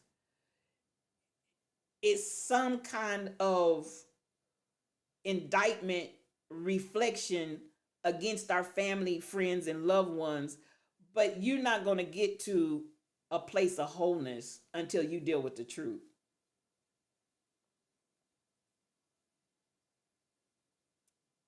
Come on.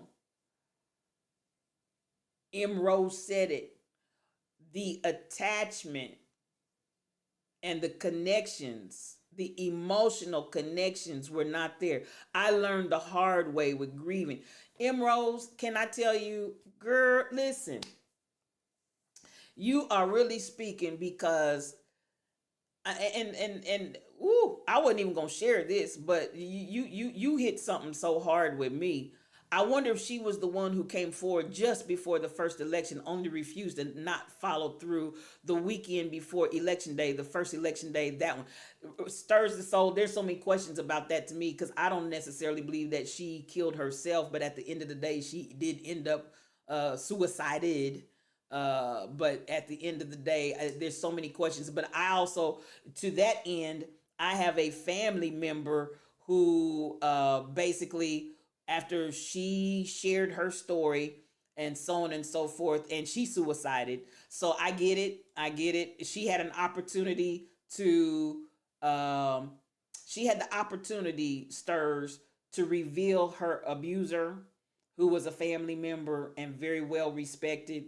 And she chose not to reveal, ultimately, in that decision of choosing not to reveal, it was like a choice against herself, and she suicided.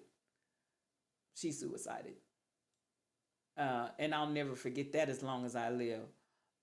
So at the end of the day, I tell you, I want to come back and catch what you all are saying. I don't want to miss anything, but I'm gonna come back to what you said, Emerald. Stacy, statistically, they say that usually takes abused women 6 to 7 times to permanently leave an abusive situation. Those kids weren't going to say anything to anyone about what happened to them. There were probably several reasons, but I'll types those are out later. Okay, thank you. Or we'd be here till next year.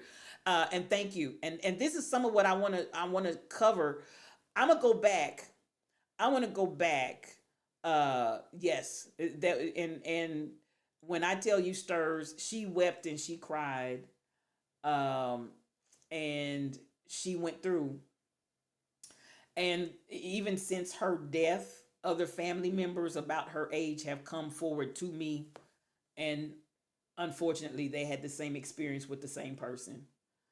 Uh, and it's just it's heart wrenching. It's heart wrenching. I want to come back to what, and I too, you all have heard me say there were times when I've been suicidal, and that's a true statement. I thank God for pulling me out of that, but it was almost like cyclically, and people are like, "Oh, I just can't believe that." But yes, because once you've carried some levels of torment for a certain amount of time, it just seemed like it's not worth it, and that's true. Rose,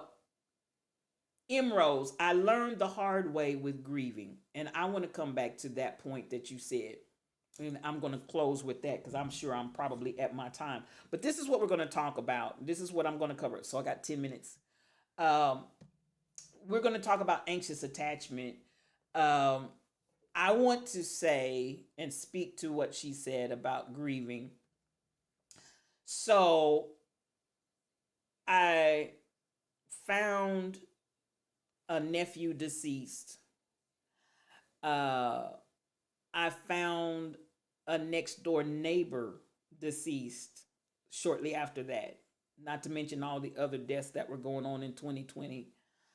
I found my mother on the floor, nearly deceased, but she did survive for about a month and then passed away less than a month later. I had, of course, you all may remember Simply Amazing, who spoke to her next morning. She's deceased, as well as having lived through a car accident that the young man on PCP hit 2 parked cars, hit 3 pedestrians, all of which were critically wounded, left with lost limbs, legs, arms. And then I was the last thing that was hit, my car. I walked out of my car, but the child passenger was killed, and the mother had major head trauma and is deceased. But when you talk about grief, and I think that ultimately what really put my feet on this path, this last go round, Rose, was grief. And something about that grieving, those losses of life, also forced me to go back and look at my other losses. And that grief, oh my God. And it was almost a slow go solo journey. Thank you, Stirs. I appreciate it. And I don't say this to get sympathy, but I think a lot of times people, they look at you and they have no idea what has gone on in your life and in your world. And then I had other family members that died along that time window as well. But tremendous amount of grief. And this is the thing. And can we talk real talk? With virtually no support. Now, let me tell you what I used to say. And you can say, oh, she knew God and that's spiritual thought leader and so on and so forth. Come on, Dr. Stay Lifted is in the house. There's the lifter of my head. Come on in here, sis. Nothing but love to you. This is a true word. I had to deal with the anger of the grief, but I also had to deal with the anger of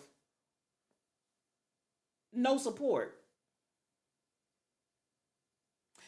And at the end of the day, let me go back and see what Cassandra said. You said something that I missed, Cassandra. Let me go, because I don't want to miss anybody's comments. I want to acknowledge. My son and I just rescued a young lady this evening. running from a neighbor trying to stab her. The struggle is oh so real. Come on here, Cassandra. Bless you, dear. Bless you. Bless you. Bless you. Bless you. So much love to you. I love you. I love you. I absolutely do. You know, and this is where I think the anger, I can say, was almost magnified because this is the thing. You can be there for everybody else, but in your time of real need, you looking at the four walls. You talk about, man, I'm gonna tell you, I ain't gonna lie. I was pissed. I was pissed.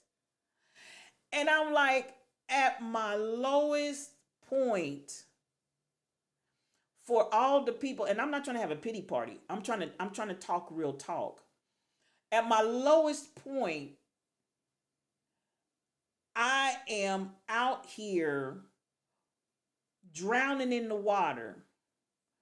And I can look here, I can look there, I can look here, I can look there, I can look up, down, all around. And the places that I've tried to be support and people I've tried to be support to end up out here by myself. I almost want to say butt naked. I was pissed.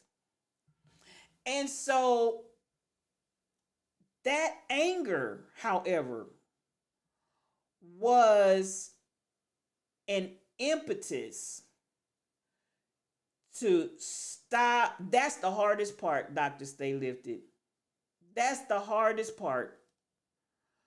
And I think, Dr. Stay Lifted, a part of my being there for people, hear me when I say this, a part of my trying to be there, because I've missed the ball. You know, I have one friend, she really needed me, and she's always there, and I missed the ball with her. That's still to this day, and that's been years and years ago, but I'll never forget it, because it was like, oh my God, because she's, you know. But at the end of the day, the hardest part is that I think a lot of times my drive to be there for people was directly a result of understanding what it feels like to have nobody there for you. Does anybody understand the words that are coming out of my mouth?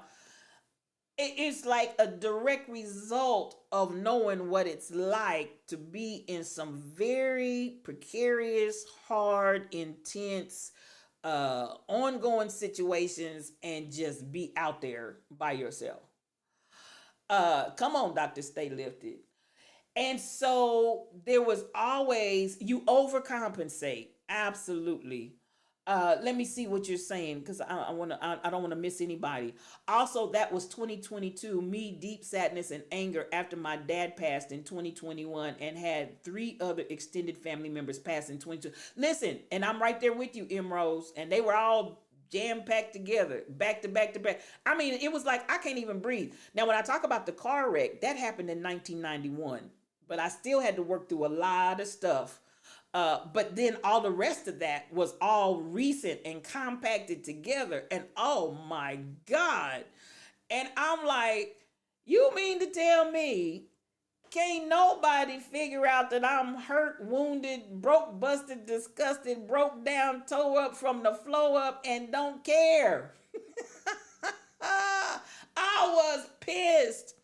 I worked a car accident on the highway one time. The driver that caused the accident was drunk. The other car had a mother and a daughter in it. The mom told me to get the daughter out of there. As I put the mother down by the daughter on the shoulder, they grabbed hands, looked at one another, said, "I love you," and died. Oh, listen.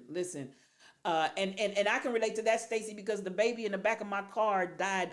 She was in the back seat. The car looked like it had been through a trash compactor, and she literally was laying across my shoulder. And that's how she died. And I just sat there with her in her lifeless body. And they had to be cut out of the car because that's just how damaged my car was. And you know, I say this, it felt like there was no break for real, M. Rose. Listen, I'm right there with you.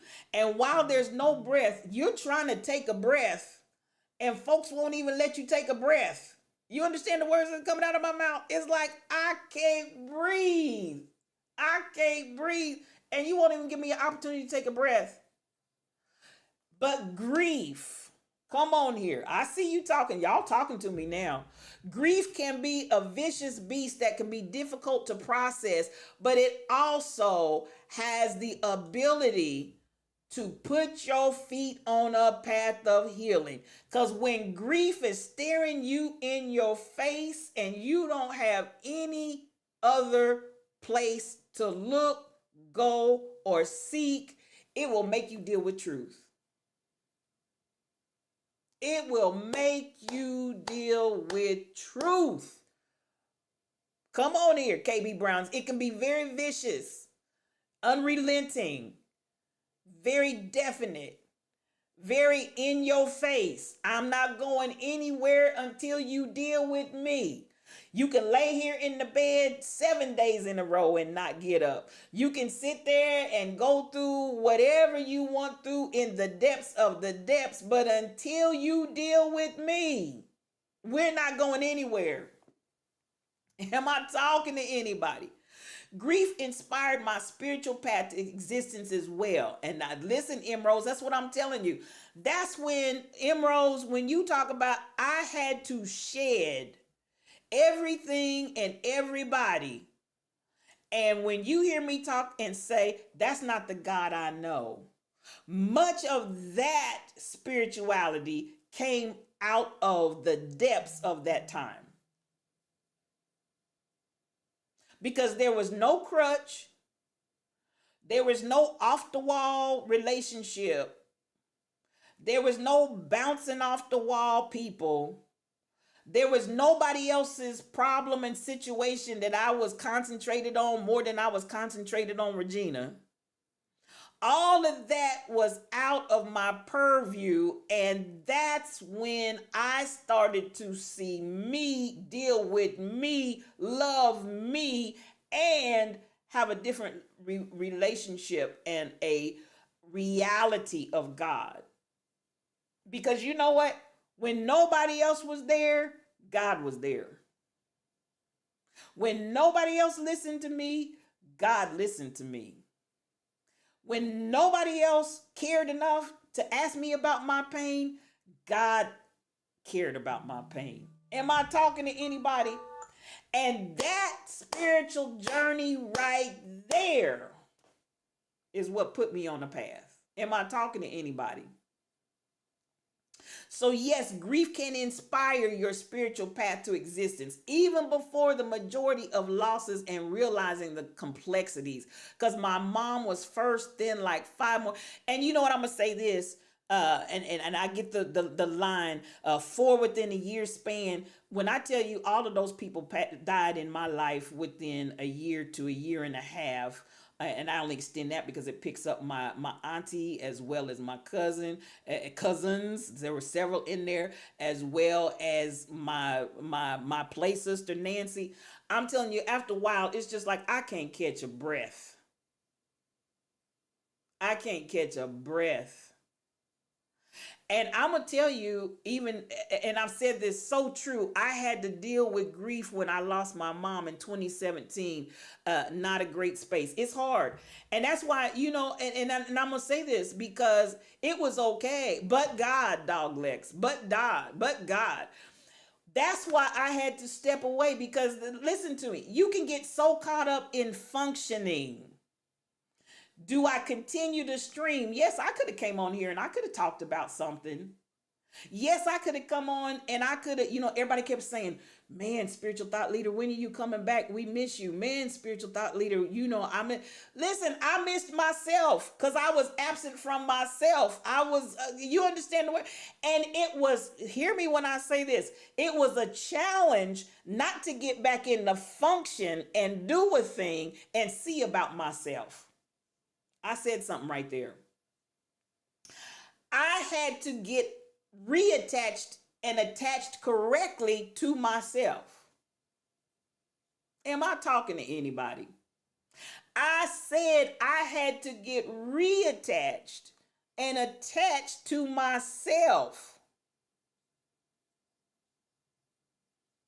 talking up in here. Now, I'm not trying to talk about myself. I really, at the end of the day, you hit you hit my nail on the head.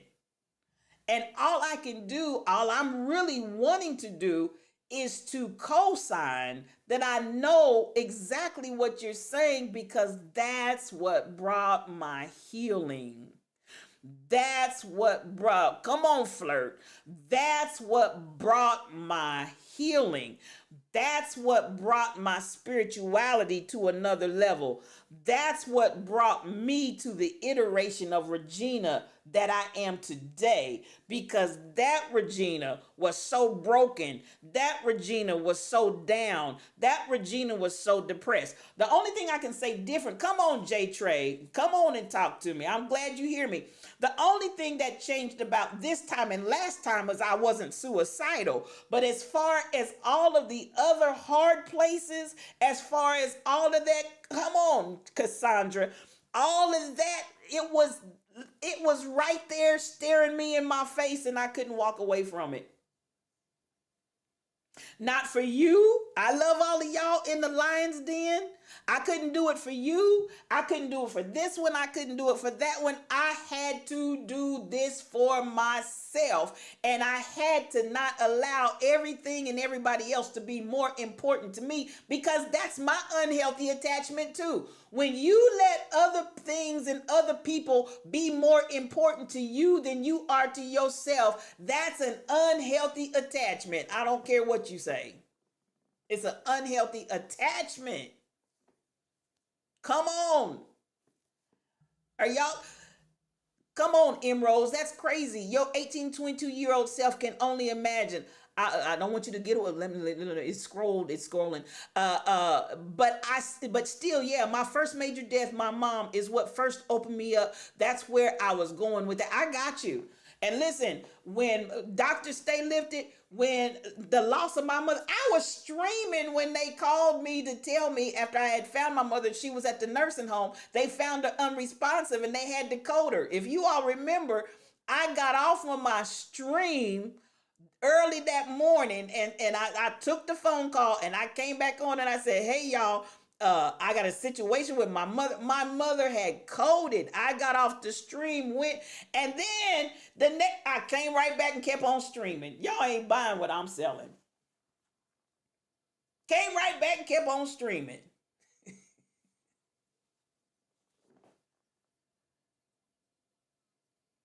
Am I talking to anybody? You remember that truck? Came right on back and kept right on streaming. So, you know, it's like at some point you begin to step back and identify this is unhealthy. But this is what I want you to understand. Not only do you need to be able to identify that it's unhealthy, you need to be able to identify why is it unhealthy and how did I get here? Yourself without substance versus yourself on substance is two different people. Come on and talk to me, Flirt.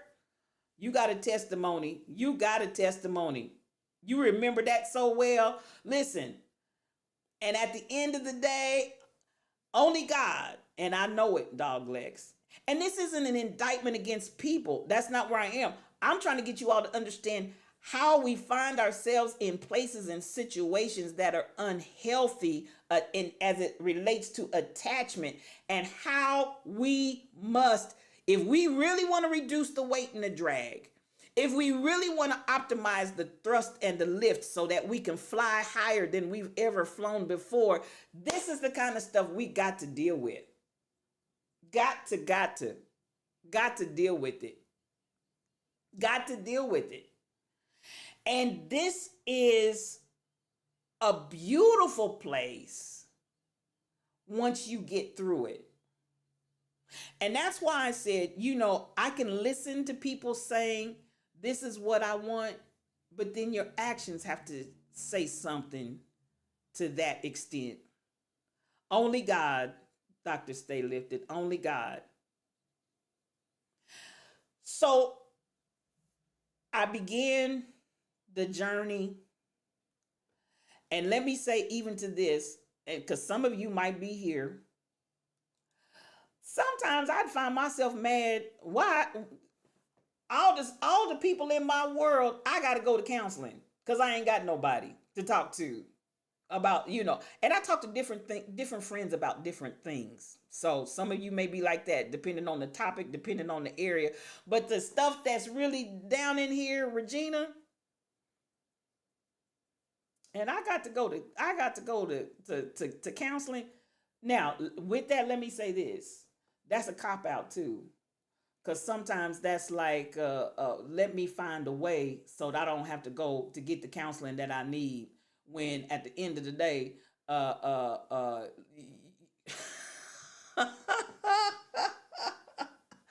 yeah, you understand the words that are coming out of my mouth.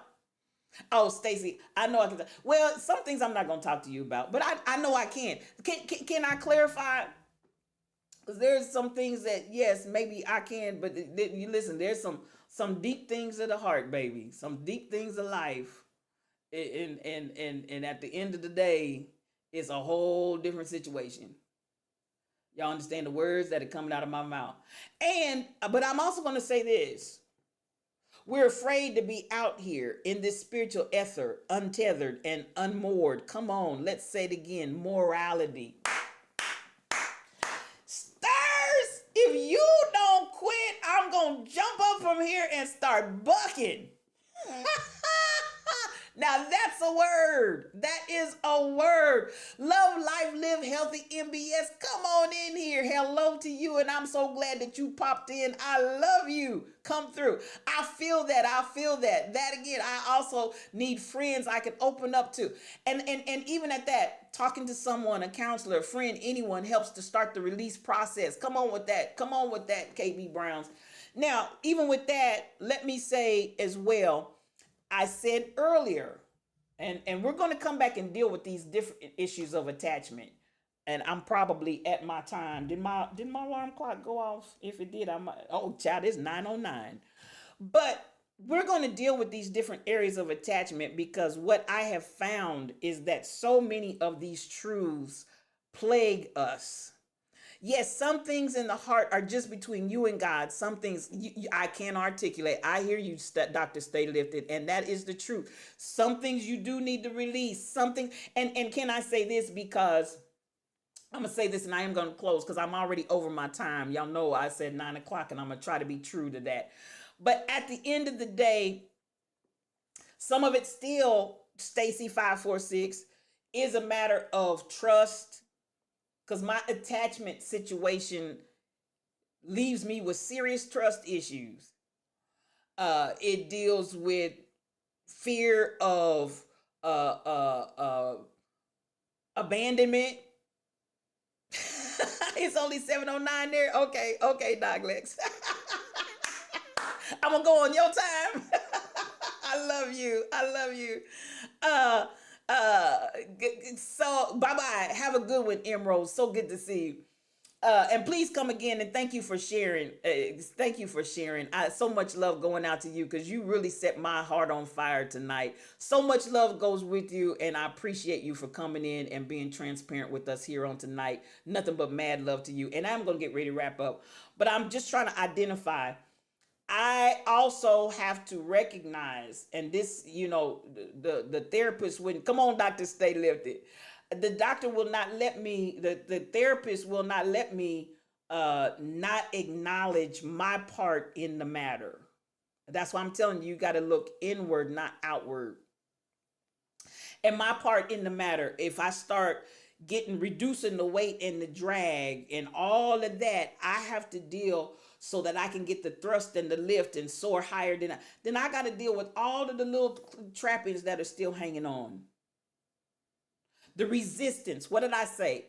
Spirituality is flow, free flow. So that means you got to get the resistance. You got to get the resistance out of the way. And so at the end of the day, even some of my lack of opening up to certain ones, it's still going to revolve around that resistance of lack of trust, fear of abandonment, rejection issues, not having the and we'll deal with this. Attachment needs support. Attachment needs celebration. Attachment needs love. Attachment needs a whole lot of things that a lot of times we end up missing. All right, I'm going to close because I'll keep going. Listen, I appreciate everybody that's here. M. Rose set my heart on fire because she just came on in and just busted me out wide open because, honey, everything she said was right on point to my own personal experience. I want to encourage you. We're going to talk and we're going to stay on this topic because attachments, unhealthy attachments, attachment styles, attachment symptoms and causes. We're going to talk about all of that over a span of time. Stay with me the next couple of sessions and the next couple of days. If this has touched your heart in any way, I definitely want you to come back. If you know somebody that needs to be here and you want to invite them into this space, tell them to come back because we're going to talk about this and be just as open and just as transparent as we possibly can because it is an issue, especially in the Black community. All right. Now, as we get ready to go, I want to say thank you to everybody that's here. You know I love you. Thank you for stopping into the Lions Dear. Come on. I love you. I love you, Doglex. I love you. I really, really do. And this is a safe space. And this is an opportunity to share. And I usually don't, this is very unusual because I really don't talk about myself, but I just felt that it was necessary for me to respond and be transparent to M. Rose's comments. I love you. Invite somebody back if you feel like what we're talking about is a topic that they need to delve into, you or someone else. We'll see you. Tonight is Monday. We'll be back Wednesday. We come on Monday, Wednesday, Friday, 7 o'clock. And then on Sunday, we have a word in the unchurch on Sunday at 7 o'clock in the evening as well. I love you, J. Trey. I appreciate you. And thank you for being in the midst. You know you, my girl. Everybody that's here, I love you. I absolutely positively do. Now, come back at 7 o'clock on Wednesday. We'll pick up where we left off and we'll keep talking. But remember, all of the crisis, the moral crisis is what's creating the madness. The moral crisis is what's creating the madness, and we're getting ready. Notifications on. Please turn your notifications on, and we'll be back. Stirs the soul. Thank you, thank you, thank you. I love you so much, and thank you for your enlightenment in the house. We'll be back on Wednesday at 7 o'clock. See you there. Blessings upon blessings, and you know how we go out of here. Peace for your journey.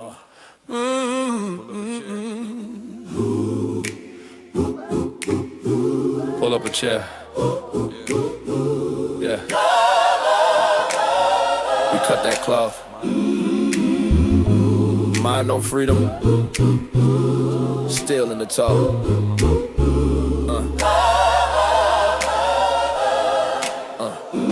Welcome to the Chop House, where we break that script apart. Shopping love, shopping love. Carving futures from the dark.